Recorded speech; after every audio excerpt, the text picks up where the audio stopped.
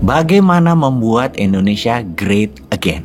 Great dalam hal standar apa nih? Apakah Indonesia pernah berjaya skala dunia yang mau dikembalikan kejayaannya? Dalam usia Indonesia yang baru 77 tahunan ini, maka mungkin kita mengukur ke zaman tahun 60-an, di mana Indonesia adalah negara terkuat militernya di belahan bumi selatan Katulistiwa pada saat itu dan sampai sekarang. Hal itu belum pernah kembali lagi. Atau kalau zaman kerajaan Sriwijaya yang wilayah yang terbukti dengan banyaknya artefak hingga di Champa, di Thailand, di Kamboja, wilayah kerajaan Sriwijaya yang luas dan makmur itu semua karena menguasai kekuatan maritim. Juga ketika seorang pemimpin wanita, seorang alpha female, pahlawan wanita penguasa maritim Indonesia dari Kesultanan Aceh, seorang Malahayati, seorang perempuan pejuang, putri dari Laksamana Mahmud Shah. Kakeknya dari garis ayah adalah Laksamana Muhammad Said Shah. Malahayati adalah cicit dari Sultan Ibrahim Ali Mughayat Shah sekitar tahun 1513 sampai 1530 yang merupakan pendiri kerajaan Aceh Darussalam. Malahayati memegang jabatan Kepala Barisan Pengawal Istana Panglima Rahasia dan Panglima Protokol Pemerintahan dari Sultan Saidil Mukamil Alauddin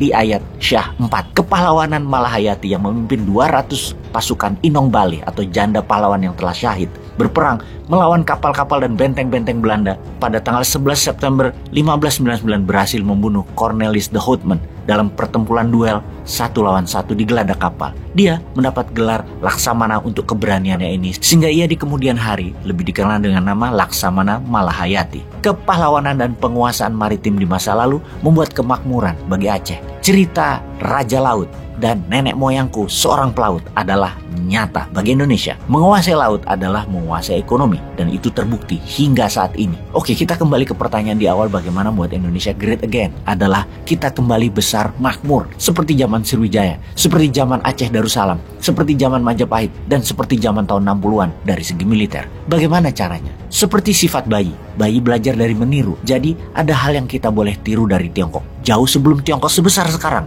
zaman Deng Xiaoping, pendahulu Xi Jinping, apa yang dilakukan? Kita semua tahu, sebagai negara besar memiliki kapal induk adalah sebuah keharusan, sebuah kebanggaan, sebagai alat untuk unjuk kekuatan dan faktor penggentar. Kita juga semua tahu, Tiongkok adalah negara etalase, negara showroom. Maka bagaimana caranya Tiongkok bisa memiliki kapal induk dengan cepat sementara Tiongkok belum punya keterampilan membuat kapal induk?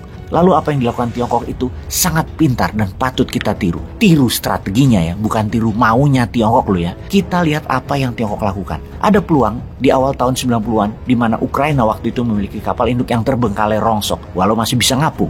Kapal induk itu adalah bekas kapal milik Uni Soviet. Kapal induk rongsok ngapung itu ditarget oleh Tiongkok untuk dimiliki. Awalnya Ukraina tidak mau menjual kapal induk yang bernama Varia itu ke Tiongkok karena ditakutkan akan menjadi alat militer. Apa yang dilakukan Tiongkok kemudian? Tiongkok mengirim agen intelijen Tiongkok yang diaku sebagai pengusaha papan atas Tiongkok. Diperlihatkan banyak dokumen dan cerita sukses dibungkus keren bagi agen intelijen yang menjadi pengusaha sukses oleh militer Tiongkok. Dia berhasil meyakinkan para petinggi militer Ukraina bahwa Varia akan dijadikan kasino terapung tempat berjudi terbesar di dunia. Kemudian pihak Ukraina setuju untuk menjual kapal induk tersebut lengkap beserta teknologi dan manual buku pembuatan dan pengoperasian kapal induk tersebut kepada agen Tiongkok seharga $20 juta.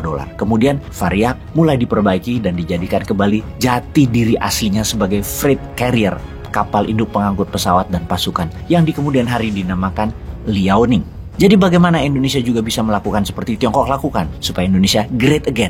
Atau ada lagi nih cara Tiongkok memiliki pesawat siluman bomber B-2 Spirit. Kita semua tahu pesawat pembom B-2 Spirit ini adalah pesawat siluman yang tak terbaca radar dan selama 30 tahun lebih tidak ada satupun yang bisa tahu bagaimana mengalahkannya dan bagaimana menirunya. Lalu bagaimana sekarang Tiongkok memiliki pesawat sejenis itu? Yang dilakukan oleh Tiongkok adalah membeli dari ahlinya. Sama strateginya ketika membeli kapal induk Varia. Bukan hanya membayar $20 juta, tetapi hampir 2 kali lipat dibayarkan oleh pihak Tiongkok ke pejabat petinggi Ukraina sebagai uang pelicin. Demikian juga dalam mencuri data B-2 Spirit ini, Tiongkok membayar seorang perancang ahli yang bernama Nosir Guadia. Dia disogok cuan besar. Guadia adalah warga Amerika keturunan India, salah satu perancang pesawat pembom B-2 Spirit. Guadia jadi mata-mata Tiongkok dan mengambil data lengkap. Di kemudian hari, karena ketidaksetiaannya kepada negara Amerika tersebut, Guadia dihukum penjara oleh pengadilan Amerika selama 32 tahun. Singkat cerita, sekarang bomber Tiongkok H-20 menjadi setara dengan B-2 Spiritnya Amerika. Pertanyaan sekarang, Indonesia kapan menjadi jaya kembali?